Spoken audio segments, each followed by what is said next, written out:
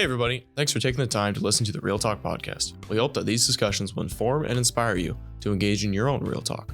Today's episode is brought to you by our official sponsor, Tri-Van, builders of custom trucks, trailers, and enclosure buildings tailored to your needs. Be sure to check them out at www.trivan.com. A big thanks to them for making these conversations possible. Now, on to the episode.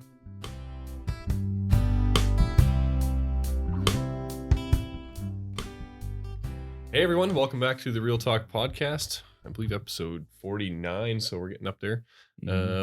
Today we are joined by Pastor Paul Vanden Brink, if I'm saying that correctly, from the Grace Valley Church, PCA Church in Dundas, Ontario. Welcome. Good to have you here. And we're going to talk about the topic of deconstructing our faith and deconstruction today. I'm sure no one knows what that means yet, but we'll get there, I'm sure. Maybe just to start, give us a little intro of who you are. And I'm curious because you planted your church 5 years ago or so. Yeah, thereabouts. I'm curious. Let us, fill us in. Sure. So I actually, I don't know how far back I'm supposed to go, but I'll try to be right back to your birth. When were you born? Okay. So I grew up in the Christian Reformed Church in Smithville, Ontario, is where I'm from. And I went to Redeemer. And while I was at Redeemer, my father sold his grocery store, which I thought I was going to take over when I was done my university education, but now I was out of a job and a future. So thanks, Dad. Yeah, that's about it. Probably really good because when he sent me off there, I didn't really want to go. And when I was trying to decide what to study, I picked English because I like to read books. And I thought, well, this is an easy degree to get, but I want to take over a business when I'm done with no business education at all.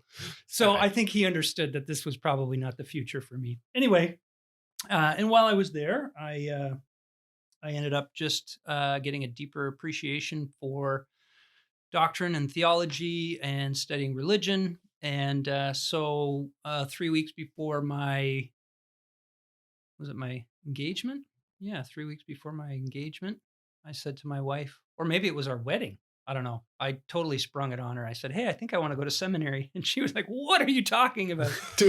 So at least it was before, not 3 weeks after. Yeah. If I was smart, I would have waited till afterwards. Not much you can do about it then, right? No. So anyhow, I went to seminary. I went to Westminster Seminary in Philadelphia with honestly no other purpose than to study the Bible more and learn more about the Bible. That's all it was. Yep. And while I was there, I read some books about being a pastor, and I very quickly decided I would not be a pastor. That worked out good too. Yeah. So I just finished a master's in religion degree, and I was teaching part-time while I was a student, and I enjoyed teaching. So when I was finished, we moved back to Canada, started teaching at a Christian school, high school in Toronto. And I taught Bible for a year, and it was good, except, there's curriculum you're supposed to follow, and you're supposed to give assignments, and then you're supposed to mark the assignments, and then you're supposed to be able to defend the mark you gave. And I hated all that stuff. Yeah. I just like talking about the gospel and the Bible with young people. So the church I was attending, which was a Christian Reformed church north of Toronto, had a position for a youth pastor. And so I applied for that position, and then I got it. And while I was there, the senior pastor of the church, he said, if you're going to work in the church, you really should pursue ordination. So I pursued ordination. And 4 years later, I was called to the ministry and took a call in 2005 to a Christian Reformed church in Dundas. Okay. And so I pastored there for about 10 and a half years. But when I got there, so this is 2005. I get there. I have taken no preaching courses, no practical theology courses, nothing. I'm now I'm a minister at a church, and I got to preach 2 sermons every week, and I got to figure out how to explain the gospel to people. I don't know what I'm doing. I had taken courses while at Westminster with Tim Keller. Okay. So he taught these modules. He was already at Redeemer in New York, but he taught these modules, and I just appreciated the way he articulated the gospel and taught the Bible. So I started looking for everything that he had produced that I could find, sermons, writings, etc. And I basically just immersed myself in everything Tim Keller for like a year. So I'm like, I got to figure out how to communicate the gospel to my people. So I did that, and I kind of learned on the job how to be a preacher. And over the next 10 years, just experienced a lot of exciting things in our church. We grew. We had people who were lifetime so-called Christians coming to the faith for the first time, really, or being revived in their faith, or I don't know how else to describe it. And we had new Christians. We had adult baptisms, which was a bit of a rarity among Reformed churches, right? So it was a really exciting time. But because of the influence of Keller, I obviously started having this missional sort of impulse driven into me, and by his teaching, and I became more and more convinced that that one of the purposes of the church is to do mission and to be involved in spreading the gospel among non-Christians. And Dundas was the town that we were connected to. Our church was in the country, like a lot of Reformed churches often are, right? You know, you come over here as a poor immigrant, you want to start a church, you got to find the cheapest land you can. So you end up way out in the middle of nowhere. And so we just had a heart for this town. It was a beautiful town, not much of a vibrant Christian presence in town at all. There's a number of mainline churches, but they're older and dwindling and very progressive, like quite liberal. And so eventually we just decided that we thought maybe we should consider planting a church, or at least planting a site of our church there. So like another campus kind of thing. But that didn't work out with the CRC we were at. And so I was a little frustrated by that. I totally understood why the church didn't want to do it. But I had a different sense of calling, I guess you could call it. And in pretty dramatic fashion, I'm a Presbyterian, so it's not like God speaks audibly to me very often. But in 2014, my mother had a stroke, a hemorrhagic stroke, like right out of the blue. Wow. And she was a healthy woman, had this stroke, and 5 days later, she died. And she was at the General Hospital in Hamilton, and my family, we were kind of keeping vigil. And since it was pretty close to where I lived, I would go there after work and spend the evenings there. And one evening I was driving there, and I just had this moment of clarity where I thought, God can put things on people's hearts that they can't shake, but he doesn't necessarily tell them how long they have to do the thing he's put on their heart. And I had been sitting with this desire to plant this church for like 4 years. And my wife had been getting very tired of listening to me talk about doing it, but never doing anything about it. So she was at the point where she said, look, you either do it or you don't. I'll stay with you or I'll go with you, but let's stop talking about it. Right. And driving to the hospital, I had just this moment of clarity where I was like, I'm going to plant a church. And 2 days later, my mom passed away. And a year later, I left my established congregation to plant a church in Dundas. Wow. That is quite a story. That's like, so yeah. Okay. Yeah. So how, that's the background. So that's a PCA church, I guess, Yep. by, I guess it did it by denomination, I guess. Yep. How is that connected to CRC? Out of my sheer curiosity. Yeah. Like what's up with that is what you're saying? Well, fair enough, I suppose. So I had approached the CRC about this planting idea, but it wasn't really on their radar because there were a number of CRCs in the area already. Right. And when I decided to plant, there's sort of three things that I was wrestling with. One was I'm going to plant a church very close to a congregation that I have pastored for a long time already. Like it's probably 3 kilometers away from where I used to pastor. And I didn't want to cause strife, I guess, in the congregation over this, and have people to potentially, like, maybe they like me and they say, we want to leave and go with him rather than stay. Right. And so if you have to leave not just a local church, but a denomination or a federation at the same time, that's a bigger step. So that was one part of it. Another part was having gone to Westminster, I was very familiar with the PCA. Okay. Knew it quite well, was very closely aligned theologically with the PCA. And when I wanted to plant with a body that I knew had a track record, not just of theological rigor, but evangelistic and missional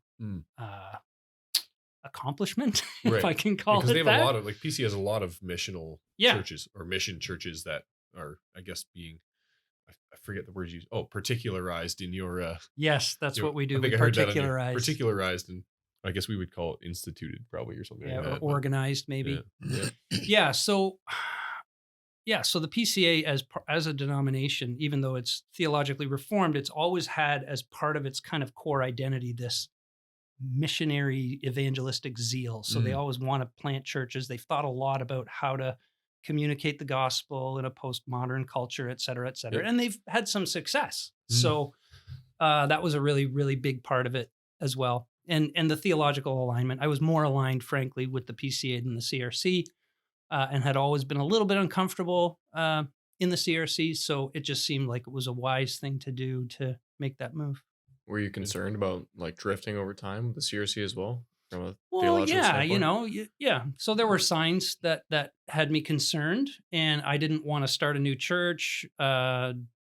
See, Lord willing, some conversions, disciple new believers, and then 20 years later, say, okay, now we're in a difficult situation. Are we going to affiliate with someone else or whatever? I didn't want any of that. Right? Yeah. Just wanted to focus locally. Makes sense. Yeah. So Gotcha. It's been going well. So why did you start because you have a podcast called the Clearer Thinking Podcast. People can go and listen to Paul there. But why did you start that? What's up with that? No, it's, it's great. We've both listened to a whole bunch of them and definitely informative. And it got us talking about deconstruction. So Is it helpful like in your missional efforts? Is that kind of why I got going? That's not why I started it. You know what started it? It was the pandemic. So, one of the things we do at our church is after the sermon, I do a bit of a Q&A. So if people have questions during the sermon that pop into their mind, they can text me, and after the sermon, I'll try to answer some questions to bring a little more clarity to something or to flesh out one of the points a little more deeply or something like that. And then when we stopped meeting, we were meeting virtually, or we had recorded services, stuff like that. That all ended. Right. And we weren't able to meet together for virtually anything for a while, especially because we were renting our worship space, and we were allowed to use it for Sunday for 2 hours for church, but not for anything else. So we didn't really have places to meet in larger groups. Yeah. Anyway, and so I was trying to figure out, well, how do I continue to teach my congregation through the pandemic? And, my administrator, Kate, she's like, you should do a podcast. I'm like, what's a podcast? Because I'm kind of behind all this, the times on all this kind of stuff. And so she explained, I said, oh, okay. Yeah. So then I'll do that. So what it started out as a way for me to expand on the sermon. So you would hear a podcast. So I did it weekly, and you would hear the podcast from the prior Sunday's sermon, and I would take one aspect of it, let's say, and share more. Every preacher will tell you that you always leave in your study half the stuff that you want to share with your congregation because you can't say everything. So it was for that reason. And then after a while, it kind of moved to sort of more just teaching sort of theological truths. We don't have a second service where you'd get a catechism sermon, let's say, in our tradition. And so I wanted to, help my congregation work through theological things. So, I did a series on the doctrines of grace, for example, and explaining this kind of stuff. And there were probably 25 people listening to it, but that was okay. At least somebody was. Yep. I couldn't even get my wife to listen to it at first, but anyhow. My wife doesn't listen to this, so. Okay, good. It's fine. Or my kids, certainly my kids. And then when the second season started, then I started talking about deconstruction. Right. Okay. Cultural issues and yeah. So now it's moved away from, so it started out as kind of biblical theology, biblical exegesis, moved to more theology proper, and now it's more cultural cultural stuff. application. Topics Yeah. sort Yeah. of thing. Yeah. Gotcha. But it's helpful. So yeah.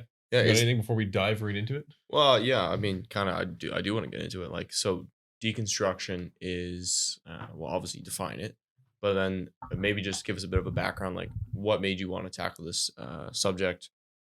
Is this a trend you're seeing on the mission field in your church? Sure. Yeah.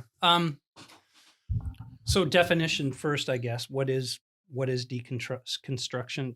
So there's obviously a whole philosophical school and literary school called deconstruction. That's not what I'm talking about at all. I mean, I know about that stuff. I was an English major and all that, and we talked about it in seminary. But I'm talking more sort of very simply about this phenomenon that you have happening in the church right now, where people are kind of pulling apart the assumed beliefs that they had, that they were raised with, right? So, you're raised with all these beliefs that you sort of accept kind of unquestioningly, right? As you're growing up, your parents teach you and they tell you things about the Bible and about life and all that kind of stuff. You say, yeah, okay, that makes sense to me.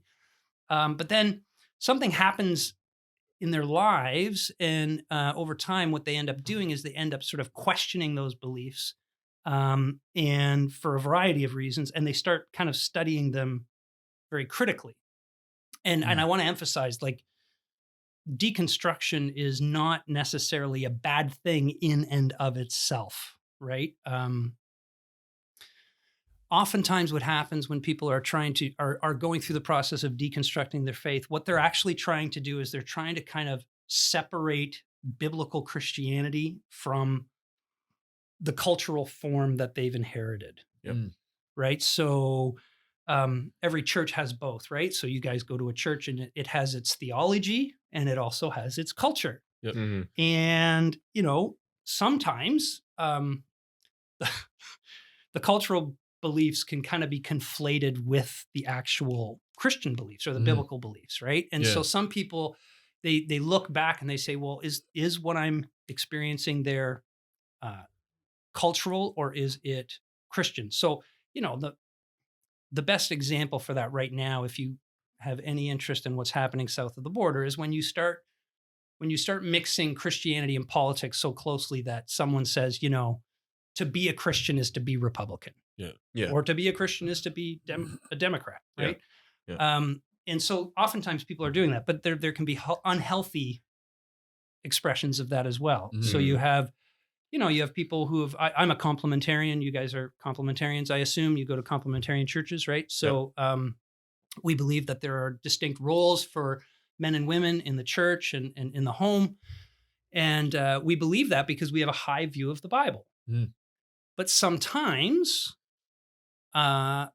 expressions of complementarianism aren't very healthy. And people can bump up against that. And they say, well, like, this is what it means to be complementarian. And you have a high view of the Bible. And so what they do is they see a poor expression of a biblical teaching and they connect it to another biblical teaching, like having a high view of the Bible. Yeah. So if you have a high view of the Bible, you're going to be, a complementarian, and then you're going to treat women poorly. Yeah. And therefore, I don't want to treat women poorly. So now I question the authority of the Bible. You get what I'm saying? Yeah. Like, if you subscribe to 1950s gender roles and you think that is clearly in line with the biblical standard, complementarian, blah, blah, blah, then obviously if you come to question that side of things, you're going to start to question more parts. That's right. So that's where deconstruction can be sort of unhealthy. Yeah. Right? Yeah. But other aspects of it are actually good because, when you live in a culture, it's like being a fish in the water, right? Can a fish describe water? Maybe, kind of, but it's just what it lives in. Yeah. And so to be able to step back sometimes and go, what's going on here that is actually grounded in Scripture, and what here is kind of a distortion of that is a good thing. Yeah. Is there a line to draw then in this, like, between deconstruction, I guess, like proper, like calling something deconstruction and saying, like, just, having doubts about your faith, or even like just asking hard questions or looking for answers in the Bible, and I guess not like putting them up and against your culture, but like just looking for those answers and like in a healthy Yeah. context. So the word deconstruction is kind of used negatively by people like me. Right. I guess. We'll jump on that train. Because I think so. Deconstruction isn't the same as doubt. People who have faith can doubt, right? I mean, John the Baptist, he's the guy who said, "Behold, the Lamb of God who takes away the sin of the world." He baptizes Jesus. He gets to hear God say, "This is my son in whom I'm well pleased. Listen to him." Mm-hmm. He gets all this evidence that Jesus is the Son of God. And then, of course, he ends up in jail and he's about to be beheaded and everything's going sideways. And he's it really like, are you the guy we're supposed to be looking for or should we be looking for someone else? He was pretty direct doubting. about it. Yeah. Yes. Come on, So he's man. doubting. That's natural, right? Yeah. Like people doubt. At Matthew 28, Jesus is resurrected. He's on the mountainside with these guys. He's about to be ascended into heaven. And it says, and his disciples believed, but some doubted. So doubt is a part of the faith, always has been a part of the faith. The whole book of Psalms is just full of one example after another of a psalmist saying, "I don't know, are you there, God? It's me, David. Remember, you said you would do this, and now I'm like this, and are you going to be there for me?" So that's okay. Like that, of course, is okay. I think that what happens in deconstruction is doubts turn into an agenda to undermine rather than doubts being, Augustine always talks about faith seeking understanding. And when you have doubts, you believe, but you ask God to overcome your unbelief, right? Through your investigative process. Yeah. But in deconstruction, what seems to happen is people take on the process as a means of like undermining the very thing that they're supposed to be trying to strengthen. Do you think like a healthy deconstruction process in today's culture sometimes gets hijacked by critical theory and how people are just dismantling every system and they start to do that with Christianity? So I think that's one of the reasons it seems more prevalent today is because we live in a culture right now, postmodern, post-structural, expressive individualism, blah, blah, blah. There's all these different titles for what the philosophical ethos is right now. Yep. But on a very simple sort of everyday people level, we live in a culture that right now has been taught that the way you access truth is looking inward, not outward. Right? So the first thing is I look inside and I test whatever I see outside against how I feel. And if it resonates, it's true. If it's not, I can reject it as false. Right? So that's a very subjective way of trying to determine what is true. So we have that. We have, there's this whole critical race theory going on. I mean, there's some good things about actual critical theory. You could almost say, in fact, that the Old Testament prophets were critical theorists because they're criticizing the assumptions and the structures of the nation of Israel that are not in line with Scripture. So there's a way you can do sort of critical theory in a healthy way. But what has happened is critical theory has sort of introduced to sort of the regular people who live their lives not in the ivory towers, et cetera, to this idea that they need to be suspicious of institutions. They need to be suspicious of revealed truth. They need to be suspicious of authority because they're all power plays, right? They're all ways of the oppressor trying to keep the oppressed down, that kind of stuff. And so people are more comfortable, frankly, questioning and not questioning for the purpose of understanding, but for the purpose of overthrowing. You get what I'm saying? Right. Yeah. And then you add on top of that a culture right now where nobody seems to be willing to trust any source of truth, right? The mainstream media is wrong and the left-wing media and the right-wing media and everybody. And how do I know what's true? So you put all that into a soup together. And I think that has given fuel, I guess, to this kind of phenomena of people saying, yeah, let's apply that to my traditional conservative upbringing. Yeah. Right. Yeah. Mm-hmm. And it just leaves people in nowhere land. Like they're just kind of lost if they're not actually looking for answers. They're just looking to question for the sake of overthrowing. Yeah. I mean, not always. Some people go through that process and they come back actually stronger in their faith. You know, I mean, good doubt works a little bit like almost like a vaccine, right? Like you get a little bit of the illness, right, to strengthen your antibodies up against the real thing, right? So that process can be good, but you know, there's so many examples of it not going well for people. Yeah. No, don't get me wrong. I'm not saying like doubt is fine and that's good to have, and there's a lot of value in that process. But I think you see a lot of like it's more of a question, I'm guessing. But do you see more and more people who end up lost at the end of this? Just following along with the cultural milieu that we have, which is just essentially institutionalizing doubt at every level. Do I see more people? Well, not personally. So what the reason I got interested in this was because I started seeing, you know, in media, you know, there were these famous people, famous Christians who are kind of talking about their journey of deconstruction, right? So you have like Rachel Held Evans, she's passed away now, but she's a very popular writer, women's Christian writer. Jen Hatmaker is another one, probably one of the most famous in the sort of young, restless, reformed camp would be Joshua Harris, right? He was a Gospel Coalition guy. He was a Sovereign Grace church leader. And then all of a sudden he like leaves the faith.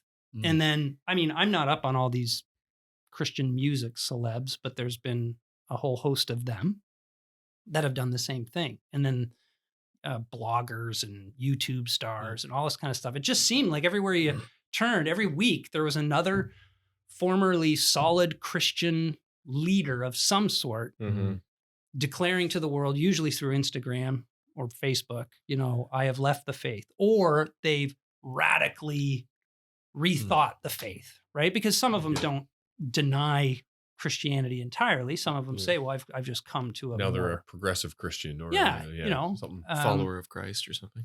Yeah, they call themselves a follower of Jesus, you know, but they don't hold to inerrancy of Scripture. They don't like penal substitutionary atonement. They certainly don't like complementarianism. They definitely do not like, you know, the historic Christian view of, you know, sexual orientation and gender identity and those kinds of things, right? So they've radically changed their understanding of the gospel and, you know, what the call to a disciple should look like. Yeah. Yeah. That's interesting. I was listening to your podcast when I was cutting the grass yesterday after work, but that idea of penal substitutionary atonement and that being offensive to more progressive Christians, I hadn't really thought of that before, but I guess they just don't like this idea of like a quote unquote vengeful God who needs his son to have his blood shed to pay for our sins. Right. I wonder why that seems so offensive to them. It seems too Old Testament, I guess. Well, yeah, I guess it seems too Old Testament in a sense, but it's this idea. So Stephen Chalk, he's a British theologian / church leader guy. And he calls it divine child abuse, right? So this idea that God is a wrathful God, and the picture of wrath they always paint is, you know when you're when your dad kind of loses it, right? And you're like, I better get out of the room because he's mad, and he's looking for someone to bellow at or swipe or something like that. The picture is like that, like God lost his temper. Yeah, and now he's out for blood. Yeah, he's looking for a pound of flesh. Yeah, that's what he wants. And so if he can't get you, he'll get his son. Yeah. And he, sticks him to the cross and pounds on him. And, that's the picture of substitutionary atonement that they paint for people. Yeah. When that's not the biblical picture at all. Like, how do you reconcile that with Romans 5, right? God demonstrated his love for us in this. While we were still sinners, Christ died for us. And the partnership between Father and Son, Jesus says, I lay down my life of my own accord. No one takes it from me, right? Yeah. He's not this, it's not this picture of Jesus like trying to get out of the room like you are when dad's really mad. And, God grabbing him by the scruff of the neck and get back here. It's not like that at all. He says, I will go. Yeah. And the Father says, I will take the loss of my son in order to save these people. Like that's what substitutionary atonement is actually about. Yeah. So it's a caricature of the actual biblical doctrine. Do you find like people who like new converts and people who are new to the faith, is that something that trips them up? No. Not at all? No. Absolutely not. No. If it's understood well, Yeah. and it's explained properly, yeah, it's absolutely beautiful. Right? Like, so I steal a lot of things from Keller. I told you that I spent a lot of time listening to him, right? And I just find that he has ways of saying things that are very effective, especially with new Christians, seeker type folks. And one of the things he always says is that the gospel tells you that you are more wicked than you ever dared imagine. So you're more sinful than you even realize. It's actually a grace of God that you don't know how bad you are, because you'd probably hate yourself if you knew how bad you are. Yeah. So you are worse than you, because when you look at the cross, what do you see? You see that nothing short of the death of the Son of God could pay for your sin. So you can't just say, I'm a good guy who screws up once in a while. Like that's not the level of how bad you are. Totally depraved. Every Every single one of us has, the potential within us to be like a Hitler. We're not, thank God, very few people actually become like that. But everyone has the seed. Charles Spurgeon used to describe it as the acorn in the oak tree, right? Inside every acorn is the potential to be a whole forest of oak trees.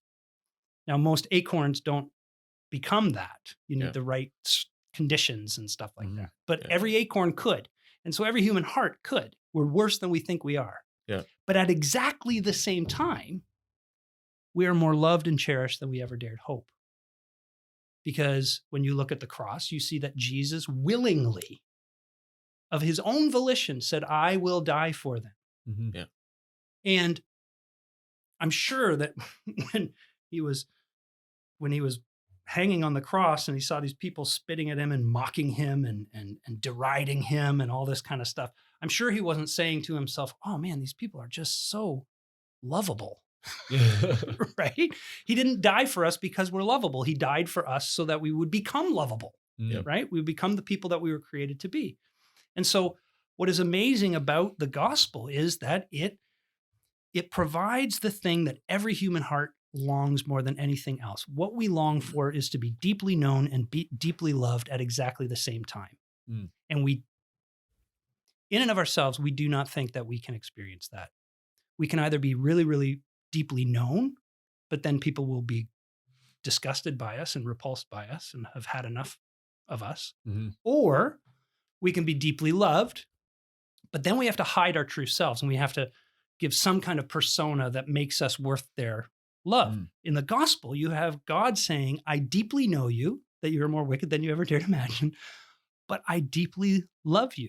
You are more loved and cherished than you ever dared hope. You have the holy grail of relationships with me and me only. And when, in my experience, when you share that with non-Christians, that melts their hearts. They don't say to themselves, oh, but like, why all the bloodshed? That's not what they're thinking. They're thinking, this is unbelievable. I can't believe this is too good to be true. So, man. So what leads? Like it's such good news, obviously. And it's, I mean, when you're a believer, it's hard to imagine. I mean, you can have your doubts, but when you work things out, you sometimes get just stronger in your faith. So like you're saying now, like this isn't making me weaker in my faith. So what leads people to like trying to just like deconstruct their faith? And then like, I know you mentioned that they often have like a lifestyle that they're trying to justify, or something that they're kind of after. They're kind of like longing after the world, or they've already decided in their heart that they want to, you know, they want to reject their faith because they long for something in this world. Like, Yeah, well, it depends. Yeah, it depends a little bit on sort of their own sophistication and the level of deconstruction they undergo. right. So, for example, Jen Hatmaker's story will be that she hasn't left the faith, that she hasn't reinvented the faith, but the Christian faith has evolved, and she's come to understand that some of the what she would call sort of simple traditional doctrines that she was raised with are not actually viable in a modern world, reasonable in a modern world. Right. And then there's often a precipitating issue, right? So for right now, I would say that one of the big questions that young people find that leads them down this path of deconstruction is issues of human sexuality and gender identity. So they're wrestling with a world that has, so first of all, you got to realize the world has complete, at least modern Western culture. Okay. I should not say the world because that's very wrong. Saudi Arabia. Yeah. You know, yeah. You go to Africa, it's a different story. Right. Yeah. So, but modern Western culture has swallowed entirely the same-sex narrative. So homosexuality is not an issue in modern Western culture. Like you're just a weirdo if you still think that only men should only marry women and, you know, that kind of thing. And so young people are swimming in that culture all the time. And they're more and more meeting very nice, very kind, very moral in a lot of ways, actually, gay people. And they're struggling to understand, why would God deny them this deep longing that every human being has, which is to have a life partner and live in relationship, etc. Right? So you have that, and you can't reconcile it with the Bible. And frankly, a lot of conservative churches, we haven't done a great job of putting forth the reasons behind the historic biblical position on these issues. Yep. And the beauty of, you know, gender and sexuality and all that kind of stuff. So they don't have something to kind of hold on to and say, well, wait a minute, you know, I understand that this is a distortion. The world's perspective is a distortion of a good that the Bible describes. And so then that's sort of the thread that they pull, and they say, well, if my church has been wrong about that issue, potentially, well, maybe they're wrong about some other issues too, because a lot of these things are connected, right? Yeah. The authority of the Bible, you know, inerrancy, that kind of thing is very closely connected to the biblical case for heterosexual marriage, if you want to call it that. What were we talking about? Yeah, we're talking about deconstruction and reasons. Yeah, I'm wondering, like, so, like, when people go down that road, like, why, like, I get it if someone has been struggling with these issues in their own life, has been struggling with their sexual orientation. Like, I mean, and we say that now like it's a thing, but I mean, 20 years ago, you don't even know how to say that. Like, if you have been struggling with these things, and obviously culture plays into their lives, and people influence that from the world. But at what point do you decide that you're like going to pick your faith apart? And then do you find that would be more, you know, driven by a need to, you know, throw off your faith because you just need to justify that lifestyle? Or is it really like a pursuit that they do feel like their faith was never really, you know, true faith? Or, you know, like, what are they finding at the end of that road? Well, certainly for some people, if they're really, really honest, they've made a decision, they've made a moral decision that conflicts with what they've been taught the Bible teaches. And they're trying to find a way to be able to pursue that moral decision that they've made. Right. And for some, that requires them to give up their faith entirely. So the example I always use is Aldous Huxley. He wrote Brave New World, phenomenal book, by the way. Mm-hmm.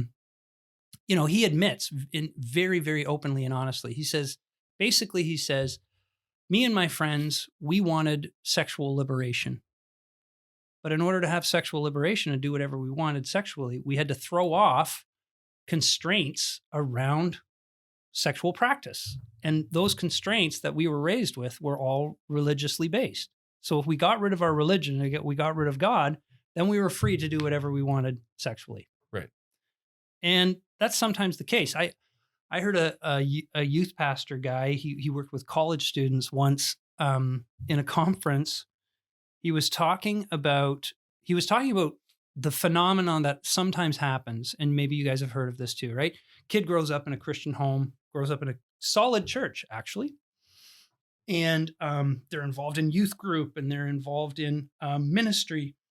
And they seem to demonstrate a vibrant kind of Christian faith of sorts anyway. Mm-hmm. It's not necessarily a very mature faith, but it seems to be authentic from all intents and purposes. And then they go off to university and they come back and they have all these doubts, and they're wondering, and they're finding their faith under attack, right? And you've got the classic examples of the philosophy professor who says, I can prove to you that God doesn't exist. Like, wasn't there this movie or something, God's Not Dead or something? Was all about that? Yeah. Oh, terrible Yeah, he was garbage. It's awful. It's maybe a hot take, but the plot is terrible. Well, and frankly, the characterization of every non-Christian in that movie is like they're Satan incarnate. Yeah. And they're just terrible, terrible people. And black. every Christian in the movie is just this angel. Right? It's very black and white. Oh, yeah. Anyhow, that's not what we're talking about. But so they come back and they're struggling with their faith. And this guy said, I'll meet with these guys. They go off to university, they come back, they're struggling with their faith. And I meet with them at a coffee shop, and they start telling me that they're facing all these challenges to their faith. And, they thought that the Bible was trustworthy, but then they were in this, history class or this world religions class, and they discovered, all these things about how the Bible was put together by human beings, and we can't really trust that Jesus said half the things that we read in the Gospels and all this kind of stuff. All these things that have been addressed basically since the beginning, over and over and over and over and over again. Yeah. And I'm struggling with my faith. And he says, the first question I ask them is, do you have a girlfriend or a boyfriend? And if they say yes, the second question I ask them is, are you sleeping together? And he said 9 times out of 10, the answer is yes. And what he was saying, what he meant by that was that oftentimes, like human beings, Jonathan Haidt talks about this in The Righteous Mind, right? Like book. It's an excellent book, right? Yeah. We think we're so rational and we make our decisions rationally. But we are just, our brains are this little guy sitting on top of this massive elephant called our emotions and our will. And it's really the elephant that's driving the little guy on top. Mm-hmm. It's not the other way around. And so our desires often direct our beliefs. Yep. And so in the deconstruction movement, you see a lot of that. I'm not saying it happens every single time, but it's often the case that there are desires that people have that they're trying to figure out a way to make it fit with their faith. And sometimes that requires them to jettison the faith entirely. Sometimes it just means they got to modify it. Right, yeah. Mm-hmm. So what's the best way to get ahead of that problem and to give people the tools to investigate their faith, but do so in a way that hopefully isn't completely driven by emotion based on a change in life situation or whatever? Like, for example, if you use the classic kid going off to college, like what does the church need to do to aid that young person before they go off to university or college, to give them the tools to investigate their faith in a healthy environment? I don't know. Oh, great. All right. That's it. No. Well, you talked about a culture of like kids being able to ask hard questions. And that's like, I thought that was pretty Yeah, important. so I think that's probably the biggest thing, because if you listen to the stories of deconstruction, a theme that you will hear over and over again is that folks grew up in a church culture where they did not feel it was safe to question the authorities and question the assumed beliefs of the community.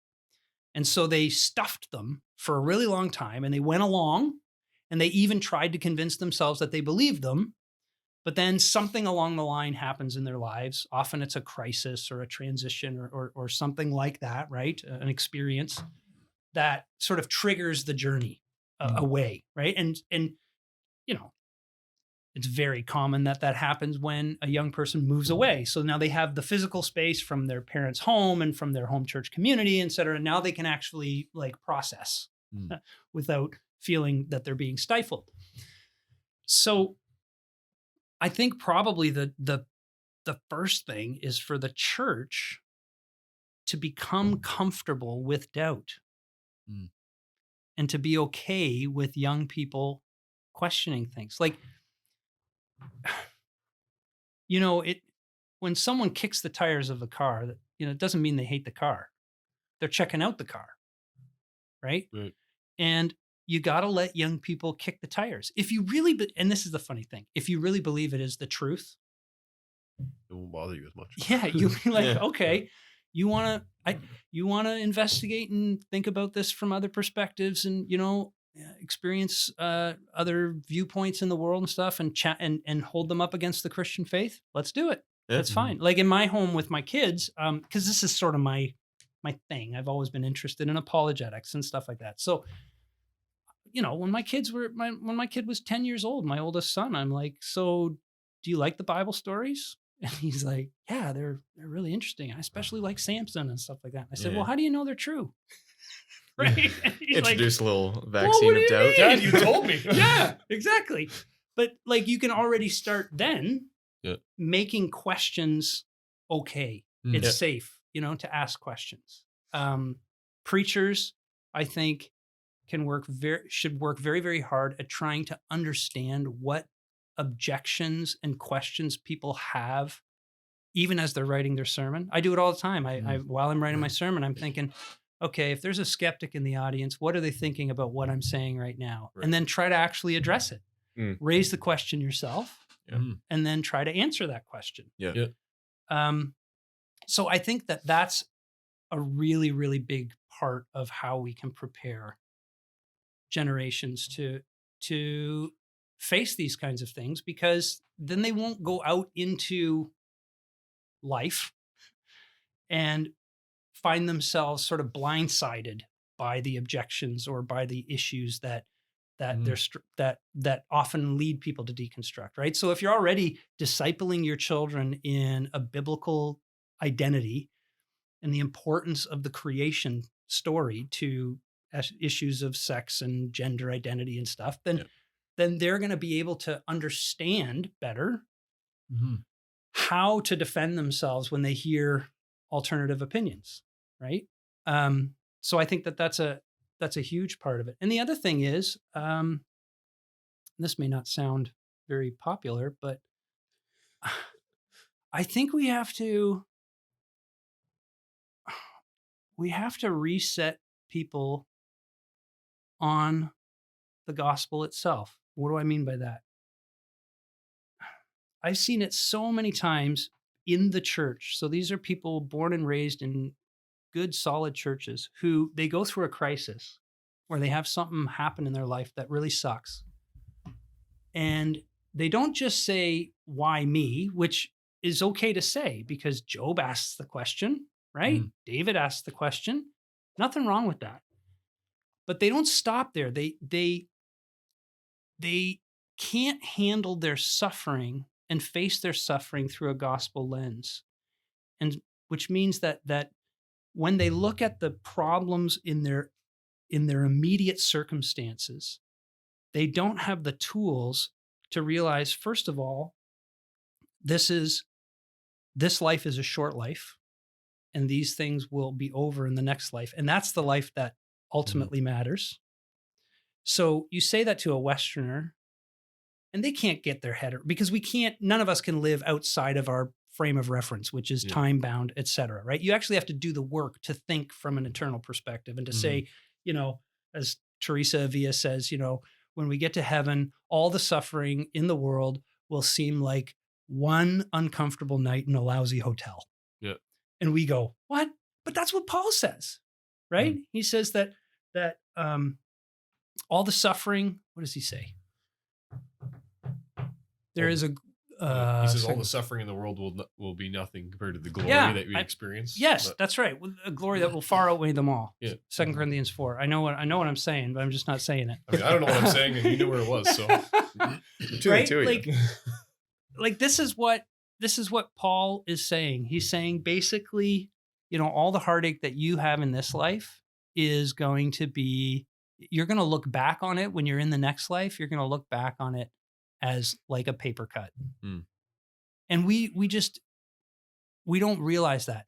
We don't live out of that. And we don't try to live out of that because we're not saturating ourselves with the biblical story so that it actually shapes the way we face our day-to-day lives. Yeah, we're letting the culture a lot of times, like you mentioned expressive individualism, which I know you did an episode on too, which I enjoyed. But we're letting the culture like explain to us how we should feel about things when not having that eternal view, that Christian view of like, and I mean, it is very hard, like, because like you said, like we're living in our frame of reference and everything that we're bombarded with all day, like our news and everything comes from a different frame of reference than we should be really worried about. Yeah. So how do you even, it just takes, it takes work, like you said, just combat that all the time. And it takes being reminded again of what the gospel is centrally about. So Jesus came to save us from our sin. He didn't come to save us from our loneliness. He didn't come to save us from our cancer. He didn't come to save us from our bankruptcy. He came to save us from our sin. And remember, we were talking about how wicked we are before, right?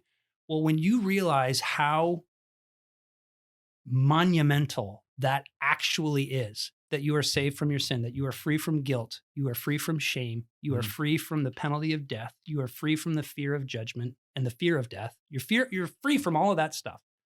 Then when you suffer, then you will have a joy that suffering cannot overcome.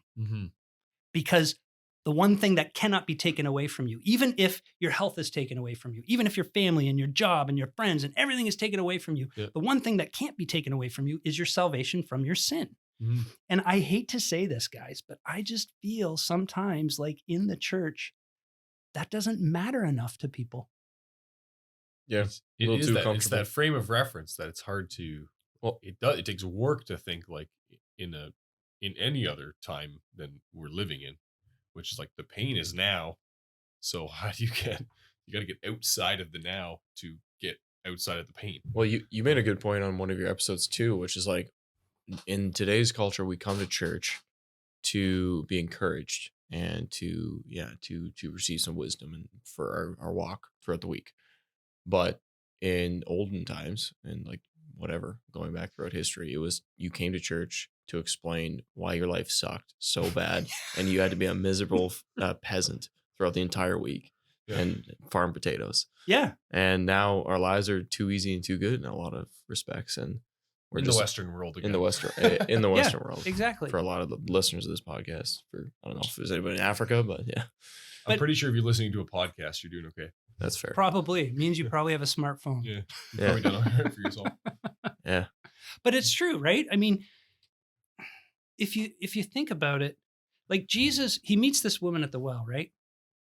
And he tells her that he has a water for her, that if she drinks that water, she will never thirst, right? And she says, "Oh, give me that water, and then I don't have to come back to the well." And he goes, "You don't understand what I'm talking about. Mm-hmm. The water that I give you will become a spring of water welling up to eternal life." Now think about it. A spring is this perpetual bubbling up of water. And if you try to cap a spring, then the water's going to find somewhere else to pop up, or it's going to pop up through the cap again, and it's just going to keep bubbling up. Well, life has hardship. It just does. Like life sucks. People don't, it's like the one, even Jordan Peterson knows life is suffering. Okay. He's getting into the impression there. Right? Life is suffering, man. It is. Right. And that's the reality of it. But if you are a Christian, this is what is so amazing about Christian hope. If you are a Christian, all that suffering can be thrown on your spring. That is the hope of the gospel. And it cannot stop it. It will bubble up. I'm not saying it'll be easy. Don't misunderstand me. I'm not saying that, you're diagnosed with terminal cancer and you walk out of your house the next day. Yeah. Oh, it's a beautiful day, right? Yeah. Like I'm not saying you're not going to have hard times. Of course you're going to have hard times. But we should be the most joyful people on the planet because we have a suffering, or we have a hope that no amount of suffering could ever take away. Yeah. But we need that eternal mindset to really appreciate that. And we need to realize our sins are forgiven.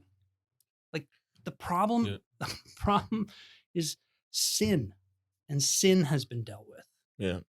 That should matter to us more. Because let's face it, too many times we say, yeah, my sins are forgiven. But what are you doing for me today? Right? Yeah. I did something for you 2,000 years ago that was pretty awesome. And you shouldn't forget that. Leaning on the daily bread a little too hard. Yeah.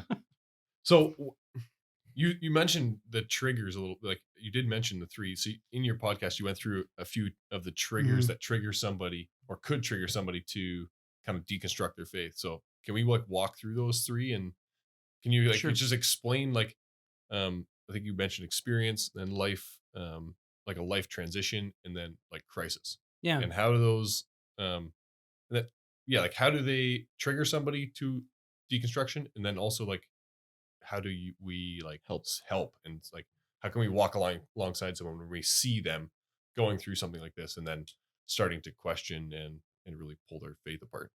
Yeah. Well, so experience just means, you've had, it could be anything from, well, here's an example. You remember when the Ravi Zacharias stuff came out? There were people who they came to faith through the ministry of Ravi Zacharias.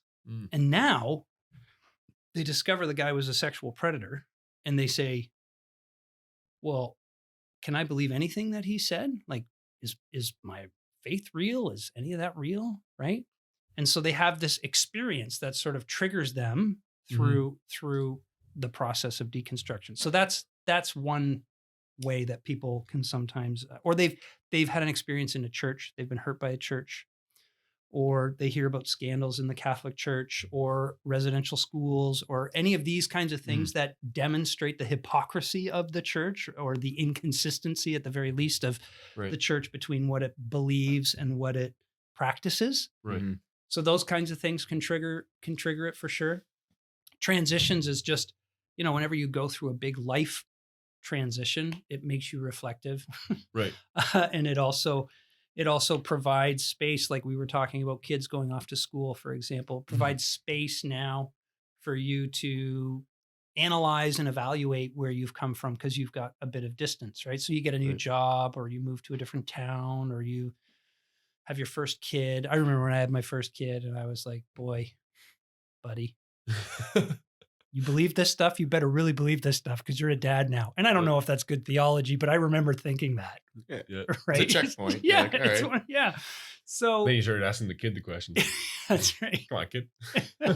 So those are the kinds of things that can happen. And then, crisis, of course, is very common, right? So if you have a death in the family, or you do have a health scare of your own, or a relationship breakdown or something like that, because then you're brought to the end of yourself. And sometimes, when your theology is bad and you think that God should, love you and take care of you and give you good things because you love him and you pray to him and you read your Bible and you go to church, and therefore he kind of owes you, and then your life goes sideways, then you start to question your faith, which means you didn't quite understand the faith to begin with, of course. Right.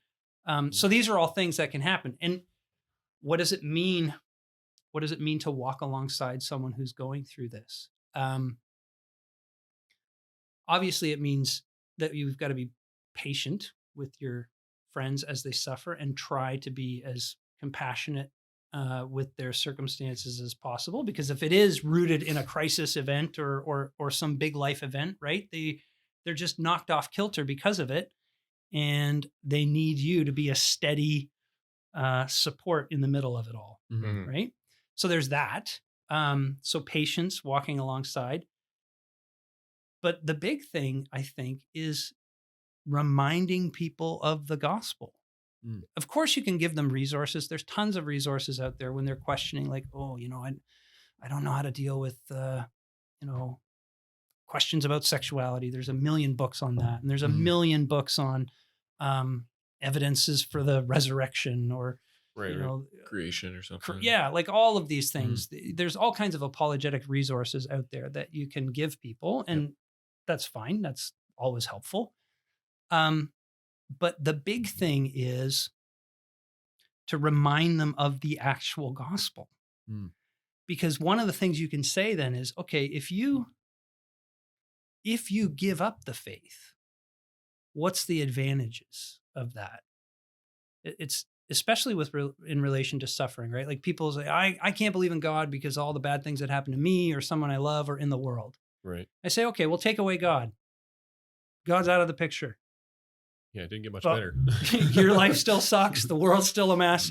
Now, how do you deal with it? Like, so you want to give a positive case for how the Christian faith and having a true relationship with Jesus. And I'm not just talking about knowing some doctrines, but you actually have a living relationship with Jesus is a resource in the midst of these struggles, right? As opposed to an obstacle to some sort of resolution with these struggles.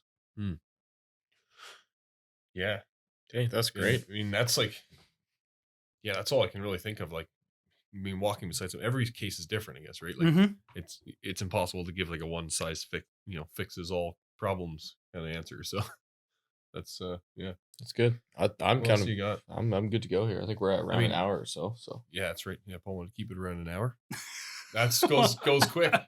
It does go quick. You're right. I think like the only other question I had was like some examples, but I think you've worked them in, like, I mean, tons of examples of what the different kinds of things are. Are there any other like issues or things that people struggle with that you might be able to point to that say like this is pretty prevalent these days? Like the sexual one we've definitely covered off on, and and that's the big one. I think what is like perceived hypocrisy of the church is a big one too, right? So let's face it. You have a church, Catholic Church, the Anglicans did it, the Presbyterians did it. They all did it. They had these schools that they ran on behalf of the government, which yanked Indigenous children out of their homes, and then horrible things happened to some of those kids, and some of those kids died. And this was done by the body that proclaimed to be ambassadors of Jesus Christ. That's a tough thing for people to deal with. That's a tough pill to swallow. Like, you call yourself Christians and this has happened. So you got to face that. We got to face that head on. I think, and this is more American context than Canadian context, but the marrying of sort of politics and religion has kind of turned people off to the faith, to the Christian faith to some degree. Right. And then you throw in issues of racism and stuff. A lot of this, I don't know how applicable it is to Canadians who are deconstructing, but surprisingly, like a number of the Canadians that I've known who have gone through deconstruction, it is related because through their media feeds, they're following what's happening south of the border. So they're not necessarily participating in it as a citizen, but they're participating in it intellectually, right? So I think, issues around race and race relations is another one that people deal with. In more conservative complementarian circles, stories of how women are treated in the church that come out, pastor abuse or just hard sort of patriarchal authoritarian communities. That causes people to wrestle with these questions as well. And then I think another one, because we're in a very multicultural country ourselves, is believers from other faiths, right? So the idea that the exclusivity of Jesus, right? Like, how in the world can we say we've got the truth, and why can't a sincere Muslim or a sincere Hindu meet God in the same way as us? You know, we love to be tolerant, but exactly. That's the Canadian way, right? You know, religion is a mountain. God's at the top. Everybody's got their different starting point at the bottom, but we all meet each other at the end. Doesn't that sound nice? It sounds nice, yeah. I mean, if only that was the way, you know. It also sounds nice not to have someone die for you, but I mean, it's not the world we live in. That's right. Good point. Indeed.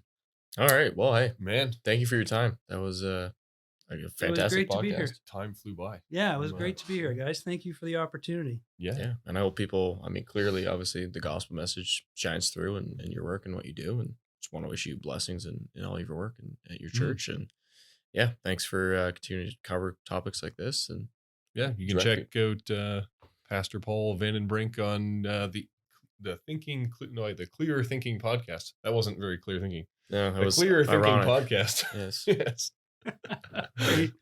Thanks, guys. All right. Till next time. Thanks so much. Keep having real talk.